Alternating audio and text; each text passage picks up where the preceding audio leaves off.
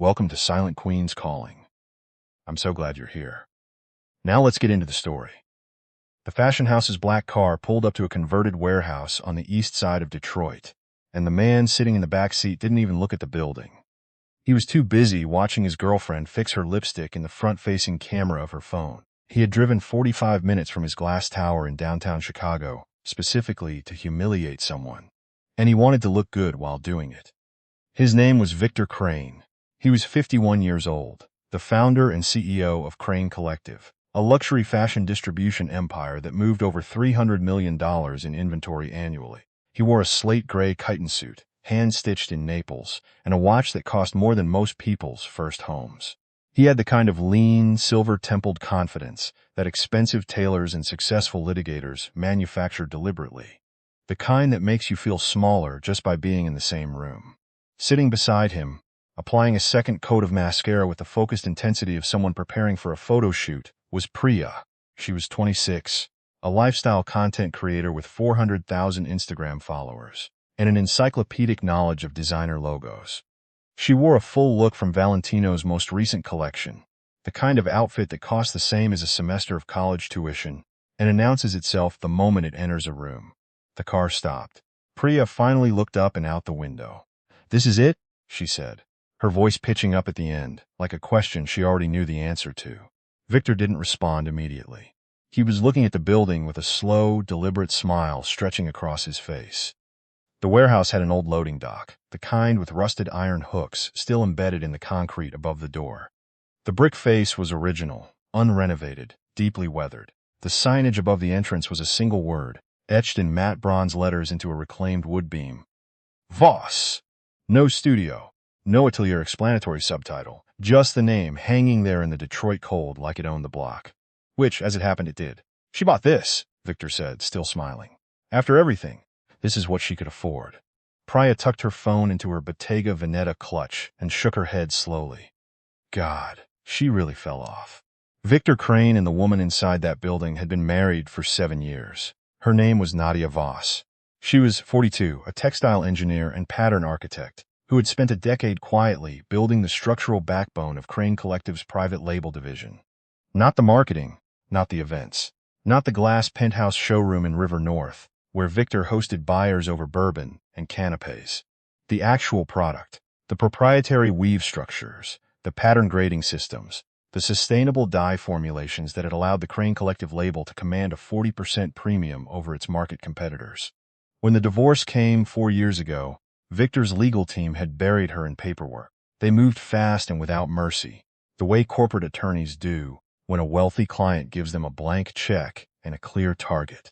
Nadia had signed a settlement that left her with a modest sum, no claim to the company, and the deed to this particular building, a former textile manufacturing facility in Detroit's Corktown neighborhood that Victor had dismissed as a worthless piece of real estate in a dying city. He had expected her to be begging by now. He had expected the building to be listed with a discount broker, the sign in the window reading, "For sale or lease," the desperate arithmetic of a woman who had traded her expertise for a bad deal and was slowly realizing it. Instead, the bronze letters above the door looked polished. He stepped out of the car. The Detroit air was cold and smelled of machine oil and coffee from the roaster 2 blocks away. He buttoned his jacket and waited for Priya to emerge, which she did slowly, her ankle boots picking their way across the textured asphalt with great caution. "Why does she get to decide where we meet?" Priya asked. "Because she requested the meeting," Victor said, which wasn't entirely true, "and because I want her to see us walk through her front door." He led the way up the low concrete steps and pressed the brushed steel intercom. After a moment, the door buzzed open. The entryway was deliberately industrial, exposed concrete floors, original steel I-beams overhead, a single strip of warm LED light running the length of the corridor. Victor let his eyes move over the space with a proprietary inspection, looking for signs of financial strain. Water stains on the ceiling, cheap fixtures, a corner cut somewhere. There was nothing. The concrete floor was sealed to a matte finish. The I-beams had been sandblasted clean. The air smelled of cedar and something faintly floral that Victor couldn't immediately identify, which irritated him slightly. A young woman appeared from a side door. She was perhaps 25, wearing dark linen trousers and a bone-white blouse, her hair pulled back simply. She introduced herself as an assistant, offered them water, and led them toward the back of the building. Priya was already raising her phone to document the space with the instinctive, automatic motion of someone who monetizes every environment they enter. Then she stopped. The corridor opened into a main workspace, and the scale of it stopped them both at the threshold. The original warehouse space had been transformed into a working atelier of extraordinary scale and quality. The ceiling was 40 feet high, fitted with north-facing skylights that flooded the entire floor with the cold, even, shadowless light that textile designers require for accurate color work. Along 2 full walls, industrial sample racks held hundreds of fabric panels organized by weight, composition, and color family, each one tagged with a small handwritten index card. In the center, 6 long worktables were scattered with pattern pieces, technical drawings, and swatches in colors that didn't have commercial names yet. 3 sewing machines along the far wall were operational, each one a different commercial grade, and the work mounted in the frames above them was not hobbyist work. It was architectural. The construction was precise enough that even Priya, who had built her entire brand identity around visual aesthetics, went quiet looking at it. Victor felt something shift in his chest, a faint, unwelcome tightening. He overrode it immediately. This was all rented equipment, borrowed prestige. She was probably leveraged to the ceiling on this building, burning through savings to maintain the illusion of a working studio while her actual revenue was zero. The assistant led them to a long oak table near the south wall, set simply with 2 glasses of water and a small ceramic vessel holding a single white branch.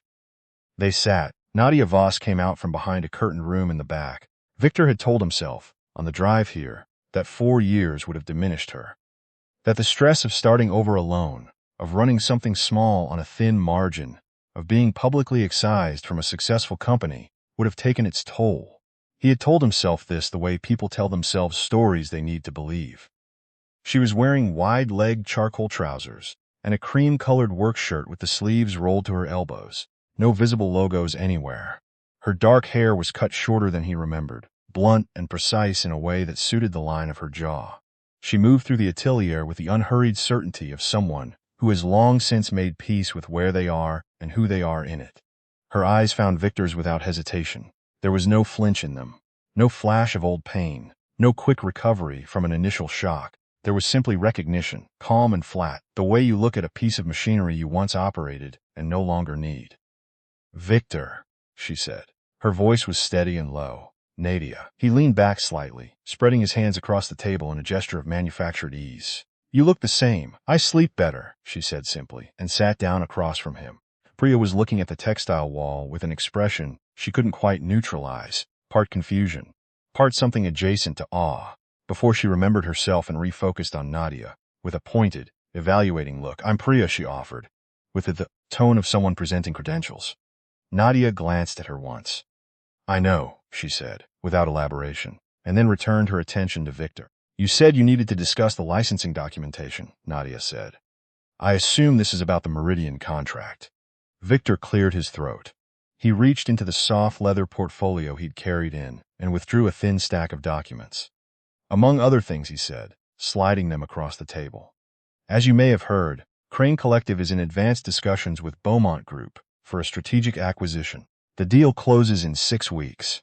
"I'm aware," Nadia said, without reaching for the papers. "Then you understand why we need to clean up any outstanding contractual loose ends before the due diligence window closes." Victor pressed 2 fingers lightly against the top document. "This is a formal release of any residual claim you might have to the Weave architecture systems developed during your tenure. Standard language. The acquisition team wants everything signed off and documented." He reached back into his portfolio and withdrew an envelope which he placed on the table with the deliberate, unhurried motion of a man accustomed to the theater of money. "In recognition of your contributions," he said, "and in the spirit of goodwill, I've included a personal payment of $75,000. Tax handled on our end." Priya, who had been half watching the room and half curating a mental list of content angles from the space, leaned slightly forward. "That's genuinely generous," she offered helpfully, in a tone that communicated she found it generous the way adults find children's drawings charming. Nadia looked at the envelope. She did not touch it. "You always were precise with the staging, Victor," she said. "The drive from Chicago, the portfolio, the check in the envelope instead of a wire transfer. She tilted her head very slightly. You wanted me to hold it. Victor's smile remained in place. I wanted this handled personally, I'm sure. Nadia folded her hands on the table. The gesture was so composed it was almost architectural. Tell me something. When Beaumont Group's acquisition team reviewed your intellectual property portfolio, which firm ran the technical audit? Victor's expression didn't shift, but something behind it did. That's not relevant to what we're Hartwell partners, Nadia said. It wasn't a question. A silence settled over the table. Hartwell is very thorough, Nadia continued, her voice carrying the particular unhurried quality of someone who has rehearsed nothing because they don't need to.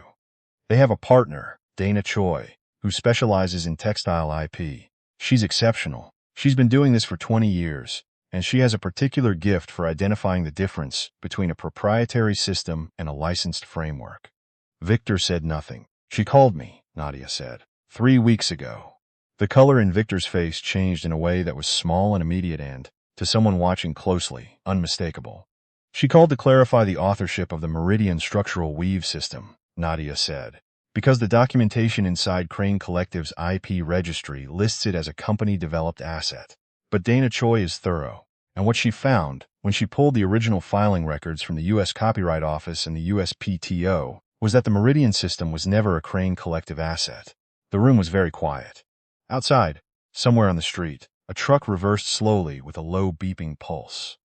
It was filed under a sole proprietorship called Voss Technical Design, Nadia said, which I registered in the state of Michigan 27 months before I joined Crane Collective as a full-time employee. The original licensing agreement, which your previous general counsel processed in year 1 of our marriage, extended a non-exclusive, revocable usage license to Crane Collective for the duration of our professional partnership. She paused. I revoked that license, Nadia said, in a formal notice sent to your current general counsel 18 days ago. Victor's hands were no longer relaxed on the table. That's not possible, he said. The boardroom authority in his voice had thinned. The IP transfer in the divorce settlement released my equity stake in the company, Nadia said, and my claim to the Crane Collective brand, and the physical manufacturing contracts, and the client relationships. She looked at him with great evenness. It did not transfer the Meridian system, because the Meridian system was never a Crane Collective asset to transfer. It was property held by Voss Technical Design. It was always held by Voss Technical Design, and your attorneys in the divorce, who billed $400 an hour and knew very little about textile IP law, did not catch it. Victor stared at her. Something behind his eyes was moving fast, running calculations, tracing backward through every conversation he'd had with his legal team over the past week, looking for the place where someone should have warned him. You're bluffing, he said. The word came out thinner than he intended. Nadia reached into the pocket of her work shirt and withdrew her phone. She opened an email and placed the phone on the table in front of him, face up, and turned it so he could read it. It was from Dana Choi at Hartwell Partners. The timestamp was 9 days ago. The subject line read, Meridian System. IP origin, the first paragraph. His jaw tightened in a way that moved all the way up to his temples. The email confirmed that following a full audit of the Crane Collective IP registry and cross-referencing with USPTO and Copyright Office records, Hartwell Partners had concluded that the Meridian structural weave system and its associated pattern grading algorithms were the original pre-employment work of Nadia Voss, filed under Voss Technical Design, and had been licensed rather than transferred to Crane Collective. The email further noted that a formal revocation of that license had been served and accepted, and that Crane Collective's continued use of the Meridian system post-revocation would constitute willful infringement. Victor pushed the phone back across the table. My legal team will challenge this, he said. His voice was controlled. Barely. We'll argue creative integration. We'll argue co-development. We have emails, internal documentation, years of product development records that show your work was done as a Crane Collective employee. Yes, Nadia agreed pleasantly.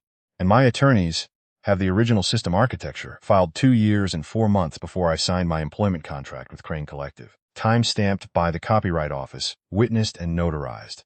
She retrieved her phone. You can argue co-development, and you will spend the next 18 months in discovery while your acquisition collapses and your stock in the merged entity vests into a lawsuit. Priya had gone very still beside Victor. The content angles she'd been mentally cataloging had evaporated. She was watching the conversation with the focused, slightly panicked attention of someone who has just realized that the building they're standing in is structurally different from what they assumed. Victor, Priya said quietly. Her voice had dropped the buoyancy entirely. He didn't look at her. The Beaumont acquisition is valued at $400 million, Nadia said. The Meridian system and its derivatives account for approximately 60% of the Crane Collective private label margin. Without a clean license, Beaumont's attorneys will reprice the deal, assuming they don't walk entirely. She folded her hands again. Which they will if this goes to litigation.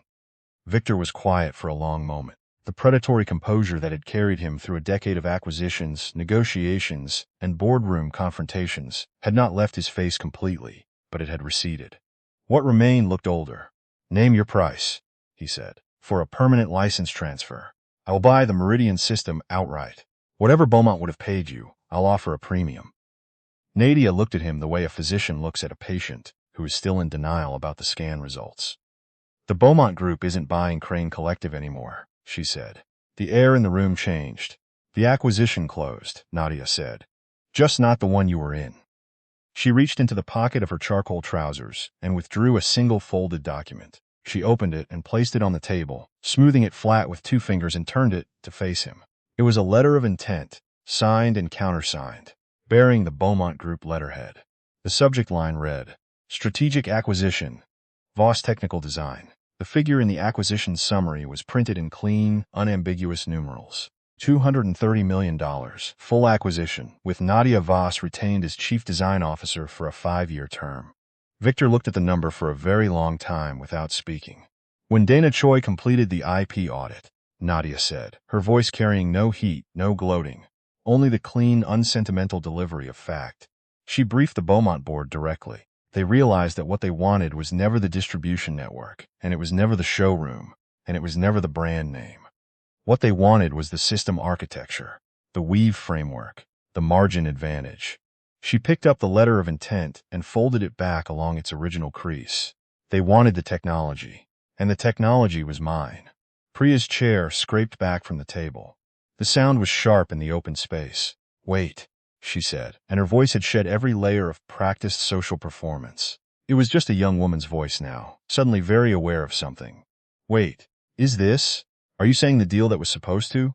She looked at Victor. Victor, what is happening right now? He didn't answer. His hands had pressed flat against the table, very still, the way hands get when the body is trying to anchor itself. Your acquisition team is going to learn about this by end of business today, Nadia said. The Beaumont filing will be public by morning. When it becomes clear that the Meridian system was never a Crane Collective asset, the private label margin projection drops by more than half. The $400 million offer disappears. She glanced down at the table. Whatever personal equity you were anticipating from the deal will not materialize. You can't do this, Victor said. But the sentence was not a legal argument. It was the sound of someone saying words because the alternative was silence. You set the terms of our settlement, Nadia said. Her voice was quiet and very final. You told me, in that conference room in Chicago with 3 attorneys present, that the building in Detroit was worth nothing, and that I was lucky to walk away with anything at all. You told me that the work I'd done was support work, auxiliary, that without the Crane Collective name and your distribution relationships, my technical contributions were essentially decorative. She looked at him steadily. I accepted those terms, and then I spent 4 years demonstrating exactly what those contributions were worth, in a market that didn't require your name or your relationships or your showroom. Priya was standing now. She had picked up her clutch from the table, and she was holding it against her chest, with both hands in the way people hold things when they are feeling exposed and want something between themselves and the room. How much is the Valentino look? Nadia asked, glancing at Priya's outfit with a brief, clinical eye. Retail, I mean. The full look. Priya blinked. What? Never mind, Nadia said, not unkindly. It doesn't matter. Are you liquidating? Priya demanded, turning back to Victor with an urgency she was no longer attempting to manage. Like your personal accounts, your investments, the River North penthouse. Is that on a corporate guarantee? Victor looked at the table. Victor, Priya said, and her voice scaled up. I have a brand collaboration launching in 8 weeks. I announced our relationship as part of the campaign. My manager negotiated usage rights based on your association with the Beaumont deal. I have a contract with a luxury travel brand that specifically referenced your... She stopped. Tell me you still have the penthouse. Priya, Victor said, flatly. I'm not asking to be difficult, she said. And it was clear she was trying very hard to be reasonable. The way people are reasonable when they are actually panicking. I'm asking, because my contract is performance contingent, and I have a media buy going live in 6 weeks. And I need to know if your financial situation is going to create a reputational problem for the campaign, because my manager is going to call me the second. This is public, and I need to know what to tell her. Then tell her the truth, Victor said, and his voice was hollow. Priya stared at him for a moment. Then she pulled her phone from her clutch and began typing. And the expression on her face as she typed was the expression of someone updating a spreadsheet, not someone receiving terrible news. Within 3 minutes, she had excused herself with a brief, impersonal nod in Nadia's direction and disappeared back down the entrance corridor. A few moments later, from somewhere in the building, they heard the outer door close. Victor did not turn to watch her go. He sat at the oak table in the center of the atelier and looked at nothing in particular. The afternoon light through the skylights was shifting, moving toward the flat gold of late afternoon, and it lit the textile sample walls in a way that made them look warmer than he had expected when he first walked in. I have good attorneys, he said finally. You do, Nadia agreed. This will be challenged. You know that. I know that. It won't be clean. No, she said. It won't be. He looked at her then. The armor was largely gone. What was left was a man who had walked into a room intending to perform power and discovered, at the worst possible moment, that power in that room belonged entirely to someone else. Why didn't you do this before? He asked. 3 years ago. 2 years. Why wait until now? Nadia considered him for a moment. 4 years ago, she said. Crane Collective's private label division was doing $40 million a year. Challenging the license then would have generated a story about a contentious divorce and a modest IP dispute, and it would have settled for something modest, and that would have been the end of it. She tilted her head slightly. I needed you to build it higher. I needed the Meridian system to become central enough, and the acquisition to be large enough, and the moment to be public enough that there was no quiet settlement, no footnote. She looked at him evenly. I needed you to bring it all the way to 400 million before I showed the auditors where the foundation actually sat. Victor was quiet. You told me the building was worth nothing, Nadia said. She stood, collecting her phone and the folded letter of intent from the table. My contractors are starting the second floor build-out on Monday. 12 additional workstations and a climate-controlled archive for the original pattern library. She looked at him one more time. I'd suggest leaving before then. The parking on this block gets complicated. She walked back toward the curtained room without looking at him again. Victor Crane sat alone at the oak table for a long time after she left. The atelier was quiet around him. The fabric panels on the wall did not move. The northwest light through the high skylights continued its slow transition, and the cedar smell in the air remained. And everything in the room was exactly as it had been when he arrived. Because nothing in that room had been built for his approval, or arranged to impress him, or designed with his presence in mind. Eventually he stood. He walked back down the entry corridor with his portfolio under his arm, and the envelope still inside it, the check inside the envelope untouched. He pushed open the outer door, stepped back onto the Detroit street, and stood for a moment looking at the building whose name was etched into the reclaimed wood overhead in matte bronze letters. Just the name. No explanation. No subtitle. His car was waiting. The driver opened the door. Victor got in and closed it, and the car was quiet around him, and his phone had already started to accumulate missed calls. Back inside the atelier, Nadia Voss stood at the northwest window, with a ceramic mug of tea warming her hands, and looked out at the late afternoon light falling across the rooftops of Corktown. Below, she could hear her assistant at the reception desk, and from somewhere in the building, the low hum of the HVAC system. Victor had never had reason to notice. She had signed with Beaumont on a Tuesday morning, in a conference room overlooking the Detroit River. There had been no ceremony, no champagne. She had read the document carefully, asked 4 specific questions, received answers she found satisfactory, and signed her name in the space provided. Then she had come back to the building and spent the afternoon regrading a complex pattern problem for a spring sample that had been troubling her for a week. She thought about that moment now and found that what it produced in her was not triumph, exactly. It was closer to the feeling that follows a very long, very precise calculation when the answer finally resolves. The particular stillness of a proof completed. She took a sip of her tea. The studio smelled of cedar and lanolin, and the specific, dry sweetness of natural fiber. And outside, in the city that Victor had dismissed as a dying place, the afternoon was moving on without him. 4 years ago, she had signed her name in a conference room in Chicago and walked out of a life that had stopped belonging to her long before the lawyers arrived. She had taken a building that was supposed to be nothing in a city that was supposed to be over, and she had built something inside it that no one could revoke, because she had built it entirely in her own name. She set the mug down on the windowsill and went back to work.